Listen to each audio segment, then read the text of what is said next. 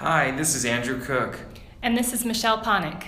Welcome to the Affordable Therapy Showcase.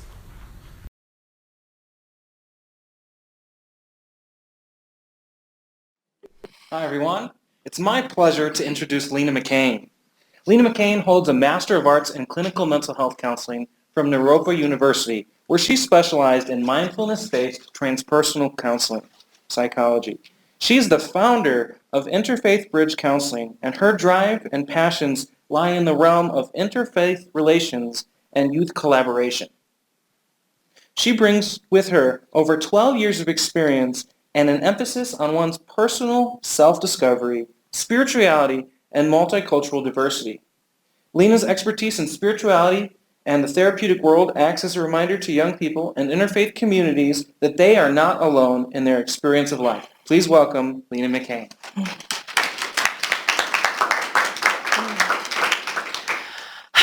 Thank you for that introduction. Hi, everyone.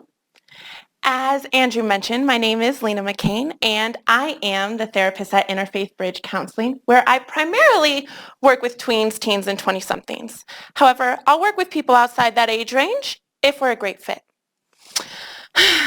So I work here in Colorado, both online and in person, so that I can meet the needs of everyone who would be a good fit with me.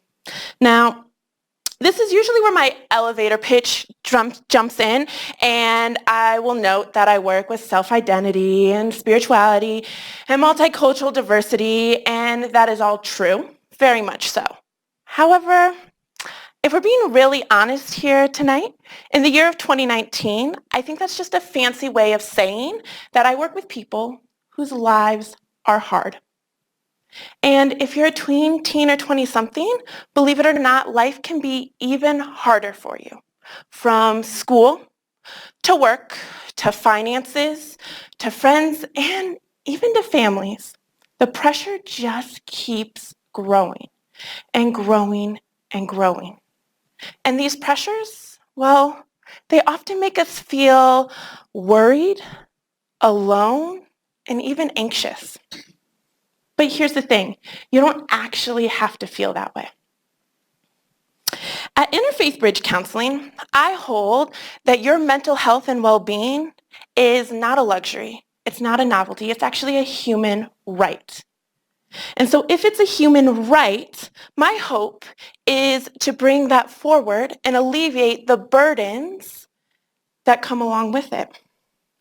This way, I'm able to see you for the person you are and meet you in the thicket of risk and opportunity through your challenges and your strengths, ultimately supporting you in building the skills to face those pressures, make healthier decisions, and feel happier.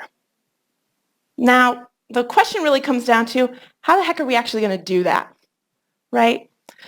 All of our work together is through a psychological approach, as Andrew said, and that I often say is a tongue twister of mindfulness-based transpersonal counseling. I'll say that again, mindfulness-based transpersonal counseling, or MBTC for short.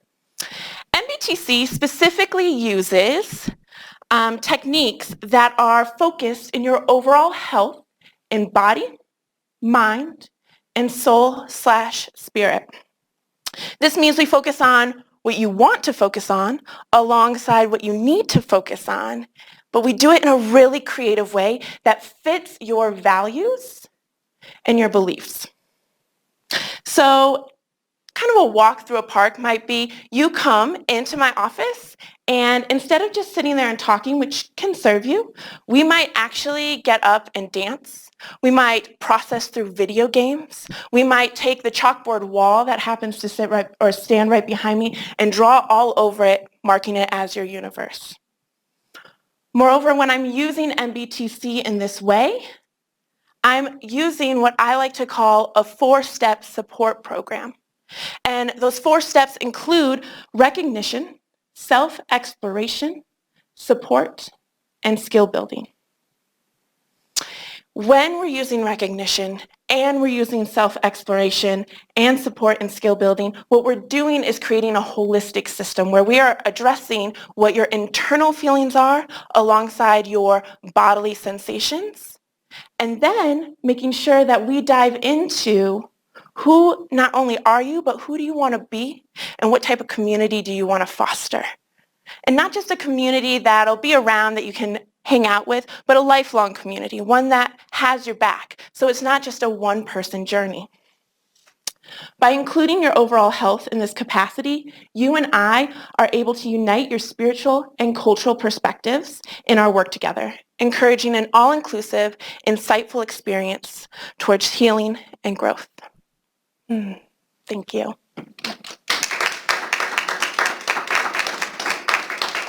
Any questions? I got a question for you, Lena. All right. So you mentioned that there is a struggle for teens, tweens, and 20-somethings. That's kind of different than the normal adult struggle. Could you speak more to that? Sure. Yeah. So your question of the different struggles that tweens, teens, and 20-somethings has over adults is that they are faced with a pressure that personally, even though I'm in 20-somethings, I'm almost out, right? Personally, I know is nowhere near what we think it is. We like to think that tweens, teens, and 20-somethings are just going through the emotional loops. We like to think that they just have some school to worry about and that they just have to figure out how to hang out with their friends while also completing their chores, right? And when you're a 20-something, you need to get through college and have a job, but it'll all work out. The reality is that's not true. I actually like to say that tweens, teens, and 20-somethings have the most unmanageable schedule because it's so full.